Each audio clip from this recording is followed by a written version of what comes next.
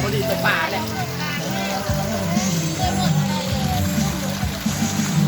ย่างตรงกระโดดคลองป่าแล้วป่าหลายมาลงแล้วไหมเดี๋ยวมาที่นั่นเดี๋ยวเลยเพื่อนเดี๋ยวแล้วแม่จับโกนจับเดี๋ยวนี้แม่มาแม่ก่อนแม่อะไรบ้างคนคนละบ้างน้ำแบบ